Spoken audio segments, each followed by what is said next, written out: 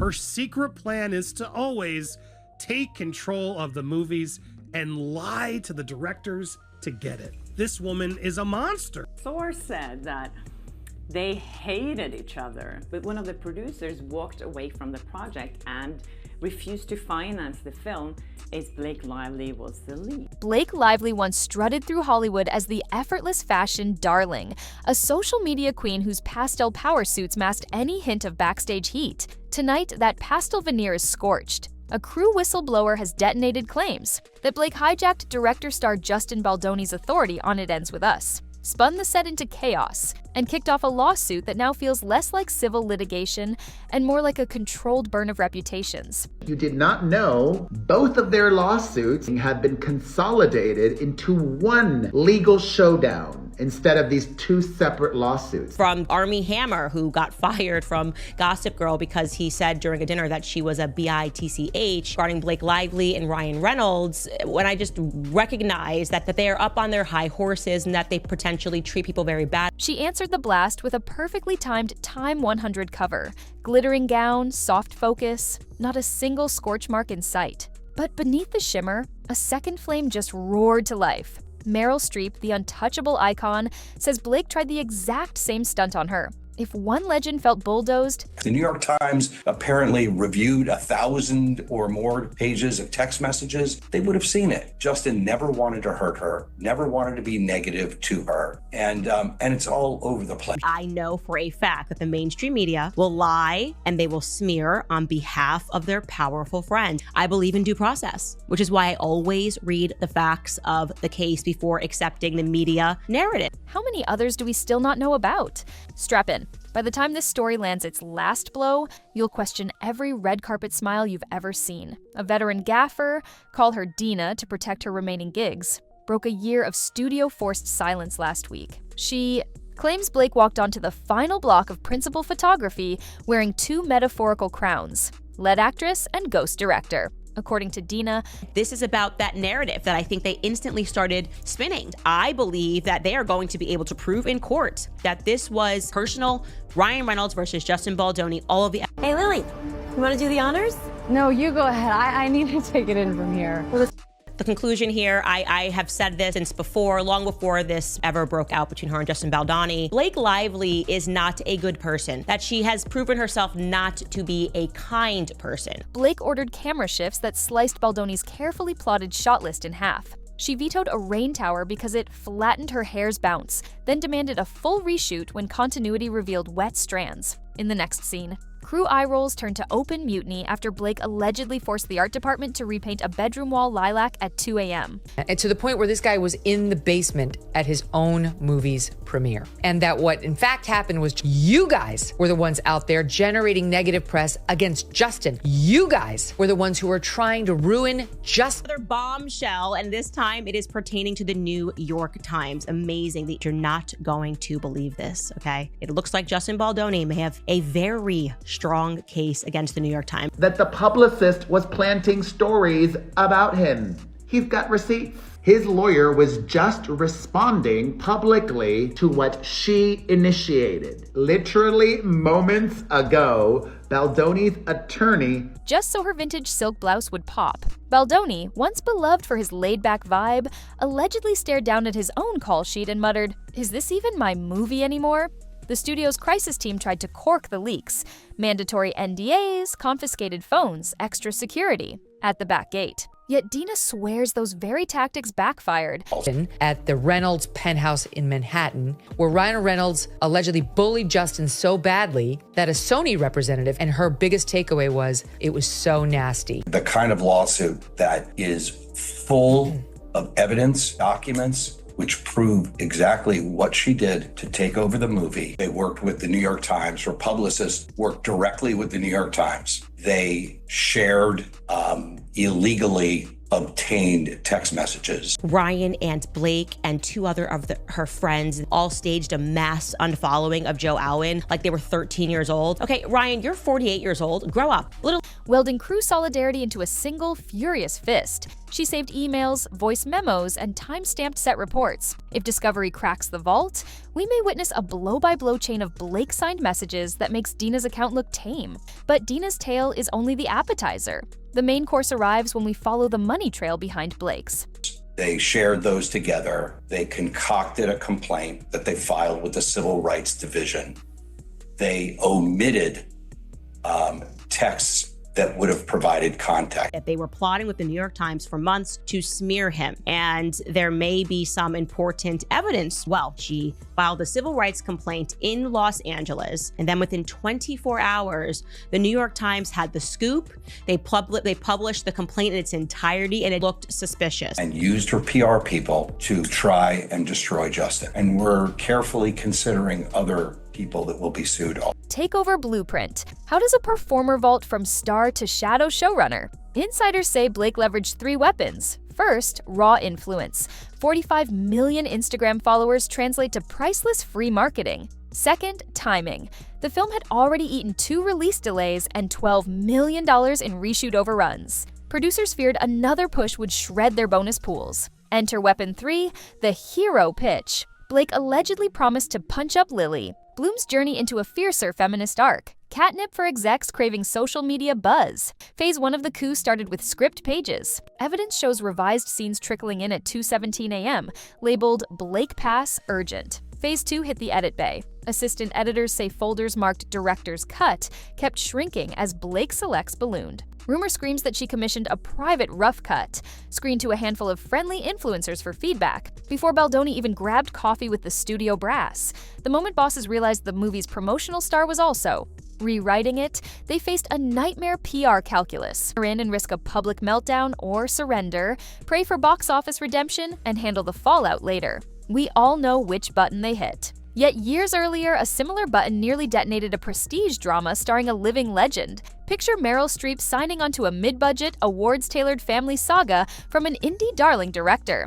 Add Blake in a flashy supporting role. Then watch the film collapse in pre-production when financiers smell behind-the-scenes smoke. According to a surfacing audio diary from a one-time co-producer, Blake pushed to combine 2 of Streep's monologues into a single, more modern selfie shot montage. Streep, customarily serene, reportedly replied, "This story is not a Zoom call." Negotiations spiraled, sets dismantled overnight. Investors yanked funding, project dead. No one risked naming names. Until Blake's It Ends With Us fracas broke. Suddenly, the mothballed Streep drama re-entered gossip feeds as Exhibit A in a pattern of power grabs. In private, Streep supposedly fired a concise warning to Baldoni, "Keep receipts." Whether he did or didn't may decide which.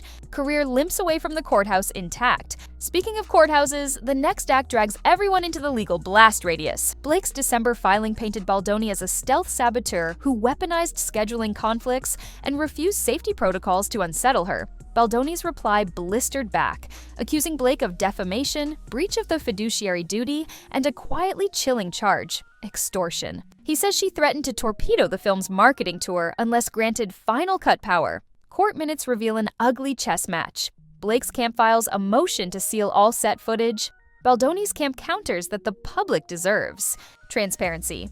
Judges rarely grant full sealing in a star-on-star matchup, so legal eagles predict at least partial sunlight. That means raw feeds, uncolor-graded, unsweetened audio could surface. Imagine hearing Blake's alleged late-night rant about rewriting this mediocre male perspective piped into the nightly news. And just when it seemed procedural, Baldoni chased the New York Times for defamation after an expose portrayed him as a toxic boy wonder.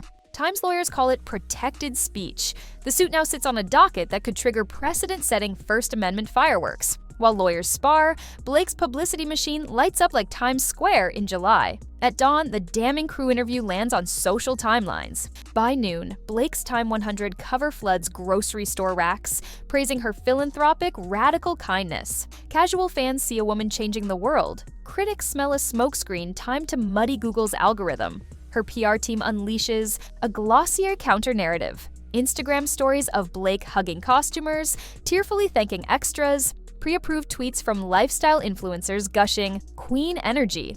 But digital detectives noticed the footage's metadata captured 11 months before the alleged on-set mutiny. Hashtag much chronological chaos explodes. TikTok drama channels dissect microfacial tics, speculating on a smirk that allegedly appears each time Justin's name surfaces. A 13-second clip earns 4.8 million views overnight. A separate wave champions Baldoni's mental health advocacy, recirculating his TED Talk snippets to frame him as the humble creative steamrolled by a glamazon. YouTube essayists jump in, breaking down NDAs, SAG power hierarchies, and studio politics, each video feeding the bonfire of public opinion. But every PR missile leaves collateral shrapnel lodged in innocent bystanders. Ryan Reynolds usually. Quippy dodges Entertainment Tonight's question about Blake's courtroom timetable with a brittle, "Next question, friend." Fans freeze frame the clip, counting 3 quick blinks. Reynolds tell for stress in old press junkets. Collab rumors between his Maximum Effort and Blake-fronted vehicles punted to indefinite. Colleen Hoover's readership splits. TikTok's Meyer Book Talk once crowned Blake the perfect Lily Bloom. Now, half the fandom threatens to boycott the paperback re-release if her face remains on the cover.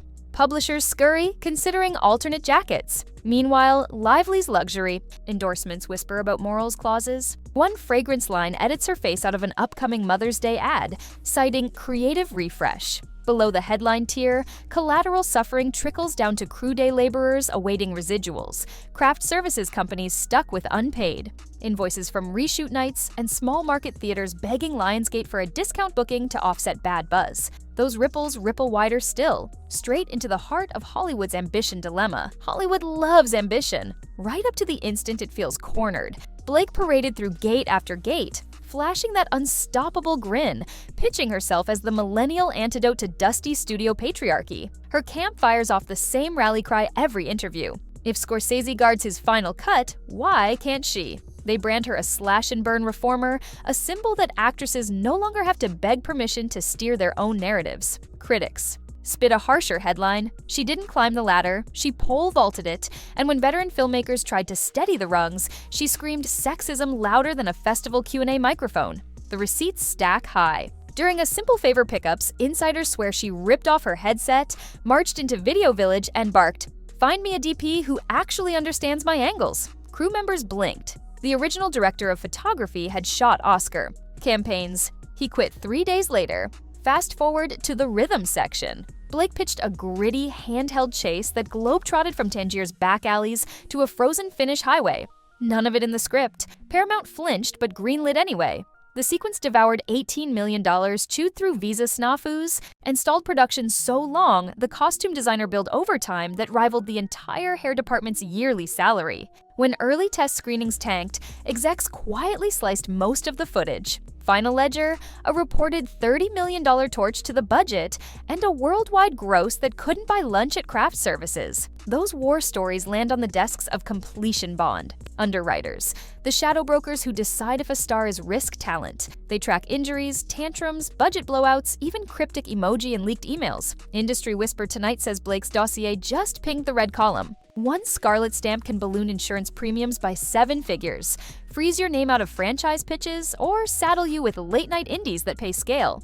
There are only 2 cleansers strong enough to bleach that stamp away. A thunderclap, box office win that stuffs studio coffers, or a courtroom victory that crushes Baldoni's narrative like a soda can. Until then, every producer sliding Blake's headshot across the conference room table hears the same subtextual alarm. Proceed at your own peril. May 30th, 2025, downtown Los Angeles. The courthouse sits under a haze of early summer smog, but inside Courtroom 7B, the atmosphere is pure oxygen waiting for a spark. At 9 a.m. sharp, Judge Elena Sanchez, famed for her zero-tolerance scowl, will rule on Blake Lively's desperate bid to seal discovery. If she says the single word denied, every locked drawer in this saga flies open. Dina's bullet point, set memos, Blake's red-eye scene surgery emails, the covert timeline folders labeled Blake Selects, all of it slams into the public domain. TMZ interns are already refreshing Pacer, fingers hovering like vultures over carrion, Justin. Baldoni's attorneys have preloaded a cinematic counterstrike. They plan to wheel in a 70-inch monitor, dim the lights, and screen raw, uncolor-graded footage that allegedly shows Blake directing camera operators while Baldoni paces on the sidelines, headset dead. Imagine a hushed courtroom watching. An actress override her own director, frame by frame, while court reporters clack out the moment for history. Hollywood's archetype of the difficult male auteur would flip on its head in real time. But Blake's legal pit bulls aren't limping in. They've teased a trove of iMessage threads that paint Baldoni as a two-faced operator, gushing in one breath that Blake is box office insurance, then trashing her acting range as two facial expressions and a wig. If those texts flash on courtroom monitors, the social media tide could flip, turning the alleged victimized director into a scheming opportunist who courted Blake's clout, then cried foul when it scorched him. Vegas odds makers are dizzy. Current line, 3-1, Baldoni scores a partial win, forcing Blake to share creative royalties on any sequel. 5-1, Blake cuts a hush-hush settlement within 48 hours of the first fireworks. Yet looming like a Hollywood sign silhouetted at midnight is the nuclear scenario. Full jury trial, cameras banned, yes, but courtroom sketch artists with charcoal sticks sharpened will capture every arched eyebrow, every tear, every sidelong glare. One nuclear-grade revelation, say an email showing Blake threatening to walk unless granted final cut, and an empire of lifestyle brands, cooking shows, and fashion lines could implode before DoorDash delivers lunch. The streets outside are a frenzy of divided fandom. On one curb, you believe Blake supporters chant, "Let women lead," waving pastel placards that match her famous Met Gala gown. Across the barricades, Free Justin loyalists belt out Colleen. Hoover quotes and Project Giant images of Baldoni's TED Talk smile onto a rented billboard truck. Rideshare surges spike 320%. Pop-up merch stalls flog bootleg tees. Team Bloom in pink script. Directors' rights matter in stark black bold. Local news choppers hover, capturing the mosaic of glitter signs and anger. Back. Inside, bailiffs brace for pandemonium when star witnesses arrive. Rumor says Ryan Reynolds has been subpoenaed. His arrival alone could gridlock Spring Street. Insurance underwriters, scenting catastrophic risk, are prepared to yank coverage on both actors if depositions confirm gross negligence. Studio bean counters stand by with revised ledger sheets that knock a potential sequel's budget down by 40%, assuming either lead becomes uninsurable. When the gavel finally cracks, the verdict, whether procedural or monumental, won't just decide money. It will redraw Hollywood's invisible power map. One syllable from Judge Sanchez could coronate Blake as the new auteur archetype or exile her to the too toxic to touch list. It could crown Baldoni a martyr director or expose him as a polished manipulator. No matter the outcome, agents will rewrite talent writer templates by nightfall, producers will whisper about mandatory co-creative clauses, and every ambitious actor-turning mogul will feel the tremor. So lock your notification settings to priority only. The next push alert, from a courthouse reporter live tweeting Judge Sanchez's ruling, might torch half a decade of brand building before you finish your morning latte. And remember, in Hollywood, the real climax never happens on screen. It detonates under oath. Blake Lively and Justin Baldoni stepped onto It Ends With Us with one goal: tell a bruising, hopeful love story. Today, that story bleeds off screen, soaked in accusations of ego, manipulation, and revenge lawyering. We've watched a crew revolt, an icon like Meryl Streep whisper cautionary tales, and an entire fandom fracture under the weight of conflicting sympathies. Will Blake's iron resolve rewrite Hollywood's sexist playbook, crowning her the rare actress who seized the director's throne and lived to film again? Or will Judge Sanchez's docket notes join a growing pile of evidence branding her uninsurable, unhireable, a cautionary tale told in studio boardrooms every time a star demands? Final cut? As the May 30 hearing barrels closer, remember this: Hollywood loves a comeback, but it feasts on downfall.